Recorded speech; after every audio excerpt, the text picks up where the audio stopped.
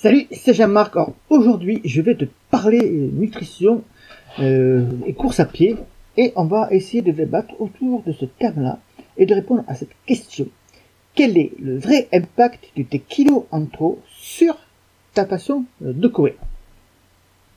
Alors, quand tu cherches à réaliser de bons chronos ou que tu veux progresser en course à pied, tu as grosso modo deux chemins possibles à envisager. Les deux se croisent régulièrement. Et j'irai même plus loin, si tu ne vas que sur l'un seul de ces deux chemins en oubliant l'autre, alors tes efforts risquent d'être vains. Ou plutôt d'être amoindris par le fait justement que tu n'es pas sur les deux chemins en même temps. Et tu vas voir pourquoi. Tu as d'un côté la planification de tes entraînements pour franchir un nouveau palier. Le contenu de tes séances d'entraînement également vont te servir à progresser en course à pied en fonction de ce que tu fais, bien sûr, et ce que tu envisages de faire. Mais aujourd'hui, c'est pas l'objectif, c'est pas l'objet du jour. Tu as l'autre côté qui tourne aussi autour de ton poids. Alors, peut-être que tu dis que c'est quelques kilos en trop que tu as peut-être ne te gênent pas énormément, qui vont disparaître notamment avec l'entraînement si tu l'intensifies, si tu augmentes le volume, ou si tu mets plus d'intensité dans tes entraînements, et qu'au final, ce n'est pas 1 ou 2 kilos qui vont foncièrement modifier tes chronos. Alors, voyons maintenant pourquoi c'est faux. En 2007, il y a eu un article du magazine Running World qui a établi un tableau pour estimer le temps gagné sur marathon en fonction du temps perdu, en fonction du poids perdu, pardon, excuse-moi. Et ça allait pour des distances de 5 km au marathon. Alors, si tu perds 450 grammes, donc c'est pas énorme, hein, tu peux améliorer tes chronos de 12,4 secondes sur 5 km et jusqu'à 1 minute 45 sur marathon. Par contre, si tu perds 4,5 kg, tu vas gagner 8 minutes 44 secondes sur marathon et déjà 2,2 minutes, grosso modo, sur 10 km. Si tu perds que la moitié, par exemple 2,25 kg, tu gagnes 2 minutes et 11 secondes sur semi et 1 minute sur 10 km. Sans avoir à courir plus, sans avoir à changer le contenu de tes entraînements. Et ce n'est pas tout. Selon la célèbre physiologiste française Véronique Billard, chaque kilo en trop diminue de presque 1,5 le VO2 max.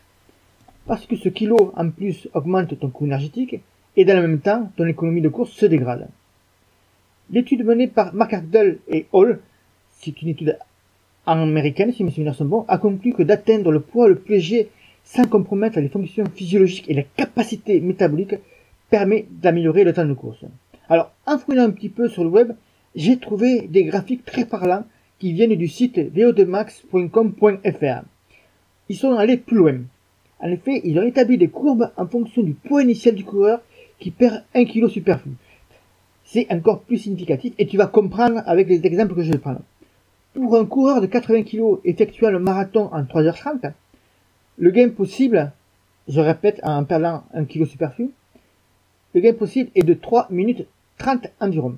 Mais si ce même coureur pèse 70 kg et qui fait le même chrono sur marathon, donc 3h30, il améliorera son temps d'un peu plus de 4 minutes. Et plus le temps passé en course augmente, plus l'écart de performance est grand. Et ça fonctionne aussi pour les autres distances. Par exemple, un coureur de 60 kg valant 1h45 sur semi pourra améliorer ses chronos de 2 minutes 30 environ. Par contre, s'il pèse 70 kg, le gain correspond à un peu moins de 2 minutes. Donc je te pose ces questions. As-tu atteint ton poids de forme? Et combien de kilos en trop penses-tu que tu as besoin de perdre? Alors tu peux répondre en me laissant un petit commentaire en dessous de cette audio vidéo et on engagera la discussion pour en discuter. Tu seras certainement d'accord aussi avec moi pour dire que quand on est coureur, c'est compliqué de savoir quoi manger.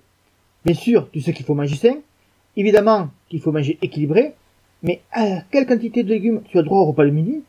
Dans quelles conditions peux-tu manger un fruit après ton repas? Quoi manger par exemple dans ta journée si tu as un dîner de famille et que tu prévois de faire de gros écarts? Et à quel moment tu dois manger ta part de féculents? Alors, petit aparté sur les féculents parce que si tu peux manger, actuellement, les féculents sont autant décriés que les lipides il y a plusieurs décennies. Pourtant, maintenant tout le monde est d'accord pour dire qu'il faut des lipides pour être en bonne santé. Tu entends souvent, pas besoin de glucides si tu cours, tu perdras plus vite du poids si tu ne manges pas de glucides, et David, notre expert en nutrition sportive, va te montrer que c'est une belle connerie quand tu auras rejoint le jeu Car-Runner. Ce qui suit est très important quand tu as des kilos en trop à perdre, à éliminer. Et c'est pour ça qu'avec David Palais, qui est un diététicien professionnel, on te propose des programmes sur mesure. Pas besoin de temps, tu vas même en gagner car tu vas t'entraîner plus efficacement pour perdre tes kilos en trop tout en ayant des menus adaptés. Pas besoin d'avoir fait des études. Tout est fait pour que tu suives la méthode tout en prenant du plaisir à jouer. Pas besoin de passer des heures à réaliser tes menus. David a fait en sorte que tu puisses rapidement composer tes repas chaque jour et il te donne même tes astuces si tu achètes un plat tout préparé dans le commerce parce que tu sais très bien que tous les jours on peut pas forcément, on n'a pas le temps et on peut avoir des imprévus qui tombent, plus de travail, plus de temps passé dans les transports en commun comme il y a une grève de la RATP dans la région parisienne. Et également, tu n'auras pas besoin d'expérience. Il suffit d'appliquer la formule et de jouer. Tu n'as besoin pour cela que d'un dé à 6 faces et d'un pion pour participer au jeu Car-Runner. Donc bien sûr, si tu découvres, je te mets le lien ci-dessous à cliquer pour voir le contenu du jeu Car-Runner et ce qui peut surtout t'apporter, qui peut te permettre de progresser en perdant des kilos, ce sera très bien. Par contre, si dans 45 jours, tu revois cette vidéo, plutôt tu as oublié cette vidéo et que tu n'as rien fait sur le moment, tu seras peut-être, certainement même, dans la même situation qu'aujourd'hui, avec tes kilos en trop. Et tu regretteras certainement d'avoir laissé passer ta chance qui s'offre à toi aujourd'hui. Alors si tu veux vraiment perdre définitivement tes kilos en trop, améliorer tes chronos, retrouver une alimentation équilibrée, sans te prendre dans la tête surtout parce que tu as un diététicien et un entraîneur qui te propose des programmes sur mesure, il te suffit en dessous de cliquer sur le lien que je te propose et de découvrir le jeu Car-Runner. Donc si tu as des questions maintenant sur la perte de poids et notamment sur comment maigrir en courant ou si tu veux savoir un peu plus sur le jeu mais que tu n'oses pas le demander, ben, tu peux le faire ci-dessous de cette vidéo. Je te laisse un commentaire et je t'y répondrai rapidement. Je te souhaite une bonne journée, je te dis bon run et bye bye.